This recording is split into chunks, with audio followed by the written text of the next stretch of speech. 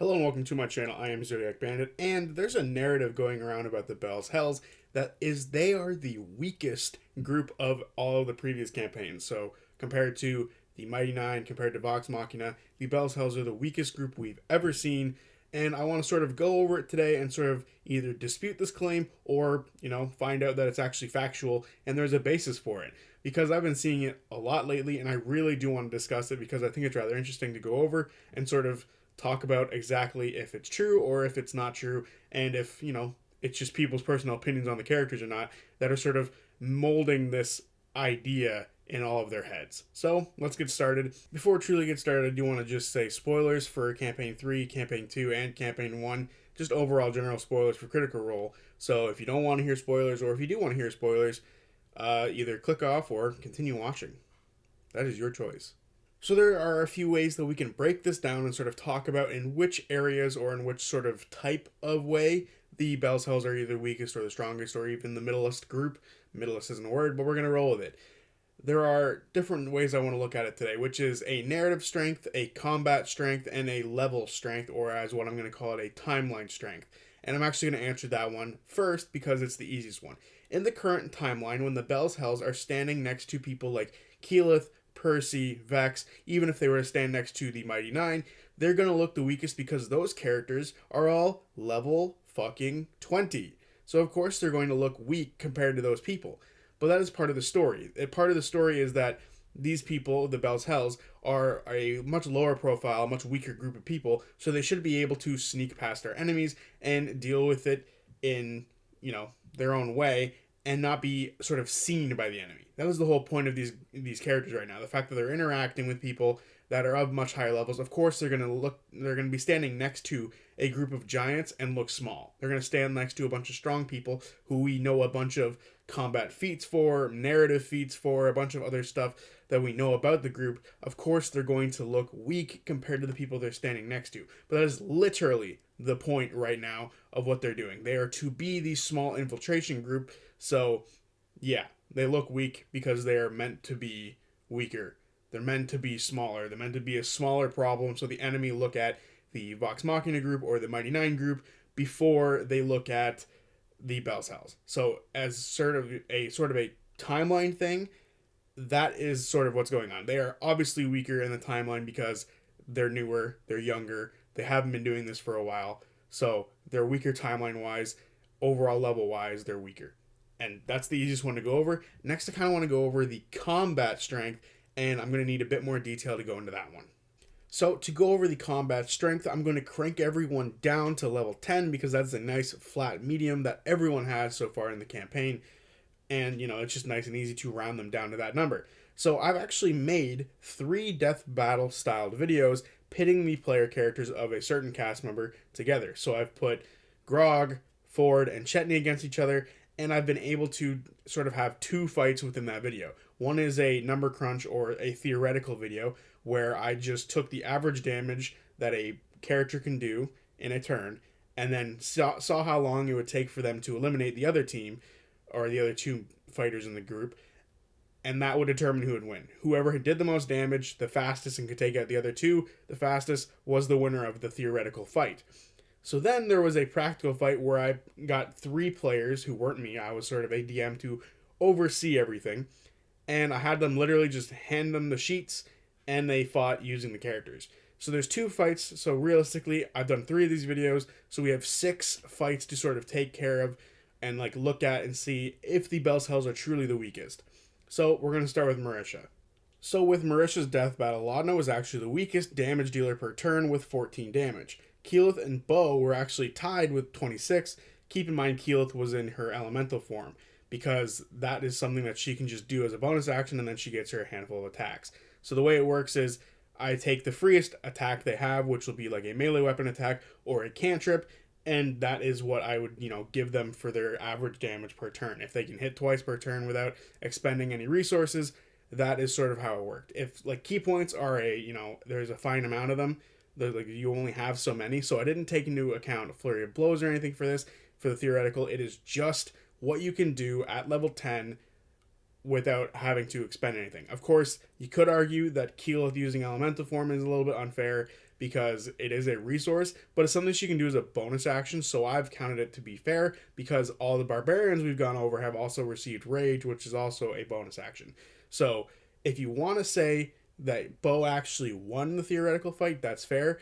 But the way that I look at it, Keyleth won. So right now, the Vox Machina group has one win. However, when it came time to do the practical fight, the actual fight where the players got handed the sheets, Laudna won because the other two characters saw the bigger threats within Keyleth and Bo and focused each other, allowing Laudna to snipe them from a distance before they realized it was far too late. So right now, the Bell's Hells are actually tied for first with who has the most wins, which means, as of right now, there's no way they could possibly be the weakest group as far as combat strength goes. Moving on to Talzin's death battle. Interesting enough here, Ashen was actually the hardest hitter with 26 damage per turn compared to Percy's 22 and Caduceus' 12, which means in the number crunch or the theoretical fight, Ashen actually wins. So it's now 2 wins for the Bell's Hells. Moving on to the practical fight, Ashen actually won this as well. So now they are 3 wins out of the 4 fights that we have so far, which, automatically, in my opinion, flies right in the face of the whole they are the weakest group that we've seen so far idea, because at level 10, they've proven that they can hang or even beat both teams in one-on-one-on-ones or 3-way death battles. So, interestingly enough, I already see that this idea is kind of falling apart. However, moving on to Travis's death battle, Grog hit the hardest with 32 compared to Chetney's 30. He came in second at least, and Ford's 24 damage per turn. However, this would just mean that Grog won the theoretical fight or the number crunch. When it came to the practical fight, it came down to who had the most magic, because when the practical fight happens, it is anything goes. They can use all their abilities, all their magic, and of course, adding magic to Ford gave him the edge here, and he was able to win, leaving it with the Bell's Hells having 3 of 6. They're batting 50% wins on these videos that I've made so far. So as of right now, the Bell's Hells sit at 50% winning compared to the other groups. They have, I would say, the most wins compared to everyone else, because you have Ford winning, and I'm pretty sure that is the only win that the Mighty Nine actually have in these sort of death battles. And then you have Grog and Keyleth winning 2 theoreticals, and then the rest are handed to the Bell's Hells. They are batting 50% and actually have a better average than the other 2 teams, who have 2 wins and then 1 win. So as far as I'm concerned, this whole idea that they have combat strength that is weaker than everyone else is not true at all. It flies right out the window when you realistically take it and look it down like this. So frankly, right now, I kind of disagree with this idea that the Bell's Hells are the weakest group. However, there is still one more way that we can look at it when we sort of talk about combat strength, and that is looking at their weaponry. When we talk about combat strength, one of the things that we have to focus on is weaponry. So when we look at the Bell's Hells compared to the other groups, they are sorely lacking in this department. They have early game stuff, and have kept it ever since. Ashen still has the same hammer. Orym still has the same sword. Yes, he has a bit of reach now with it, and he has a little vine that comes out of it, but that isn't enough to sort of make up for the difference.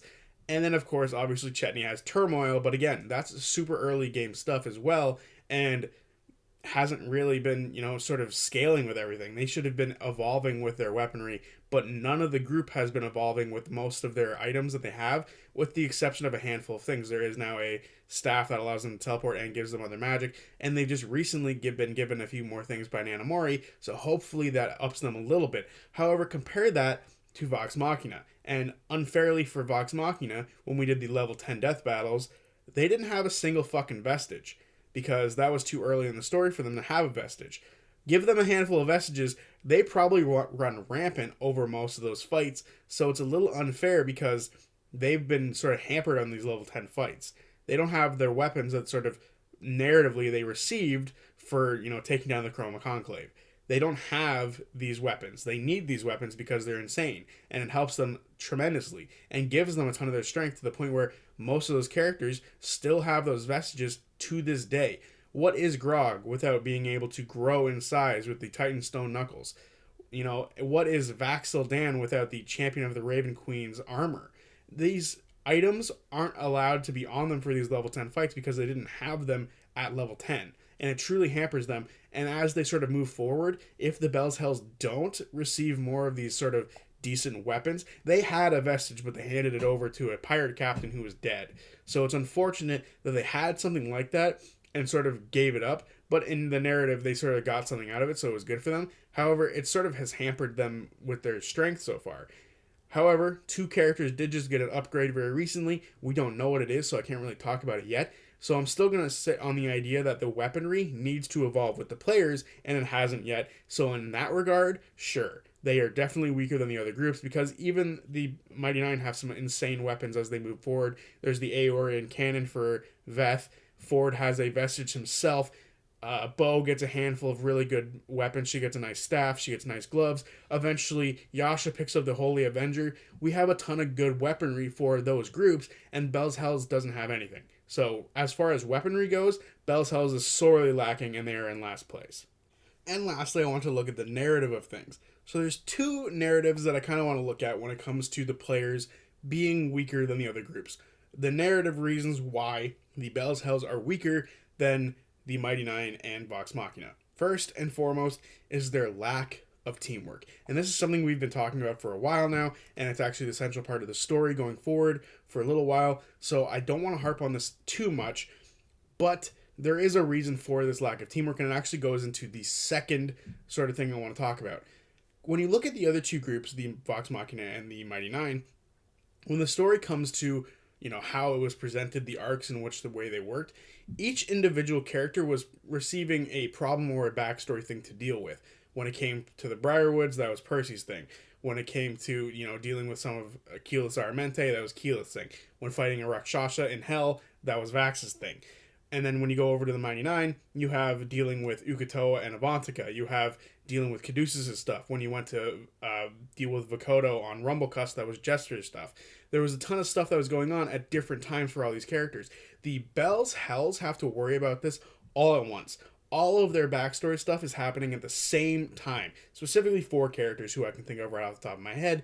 But the fact that they're all happening at the same time doesn't give each other room to breathe and be like, hey, I have problems, can we deal with them? Because they're all dealing with them. If, as we go forward in the story, we're going to see a rapid succession of these characters' threads ending. It's going to happen within episodes of each other. And when they deal with Odahan Thule, that'll be a good portion for the story ending for a lot of characters as well. Laudna being killed by Odahan. Ashton sort of having a relationship or understanding of who she is and sort of understands her legacy.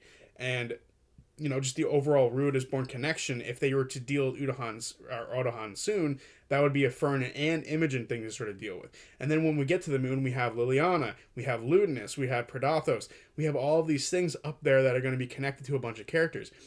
If we deal with Predathos, that is an FCG thing, because that way we save the gods, we save the Changebringer. There's a handful of characters who are connected to the story at its core. Odahan Thule and Orym, like I said, is connected because Odahan Thule killed Will and Derrig and nearly killed Keyleth. There is so much connection to the story at the same time that a lot of these characters don't get the chance to breathe and have their own thing being dealt with. We get individual episodes or a handful of episodes, like when Chetney needed to deal with his whole werewolf thing, we had 2 to 3 episodes dedicated to that, but we used to get arcs dedicated to these kind of things, and now it's all done in one big arc. This one big campaign has been one big arc. It's set up in a different way than the other campaigns, to the point where we can't have moments for the players to breathe, and it's suffering. It's making them suffer with their teamwork because they all have shit to deal with at the same time, and it's making it a lot more difficult when you compare it to the Bell's Hells and Vox Machina, who got to deal with things at separate moments. Yes, Vox Machina had a breaking point. Yes, the Mighty Nine had a couple issues as well, but they all got to deal with their own stuff at their own time, at their own pace. This is not the case for the Bell's Hells. And I think that is something that a lot of people are sort of missing when it comes to why their teamwork might be so rocky. But yes, because of their lack of teamwork, they do present themselves as the team who works together the worst, and thus they seem the weakest. Especially when you compare it to the Mighty Nine, who are a literal, well-oiled machine who can theoretically just come up with plans, and they all just agree with it, and it goes really well. The best example being when they were going up against Lucian in Aeor, and they had a nice plan to trap the Tomb Takers, and it was perfect and beautiful, and it went off without a hitch. And then bam, they only had to deal with 2 people instead of dealing with 5. It was perfect. They worked so well together. And then in the one shot, they worked so well together in the one shot that they were able to spread out, formulate a plan, find the enemy, deal with the enemy perfectly. It was a much better sort of fight than anything the Bell's Hells have ever done, because when it came time to them to have a plan and to sort of follow through with it, half of them scattered and the other half stayed to fight. And that's the Odahunt duel fight.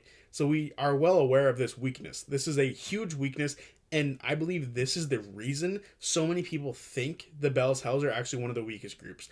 And frankly, I disagree. We've already seen as far as combat, this isn't true. And if they were to just start getting the puzzle pieces to fit together, I truly believe this group could be one of the strongest that we've seen, because there's some good classes here. So I do think that we do have a good chance to see that one of these, one of the strongest groups that we've had so far.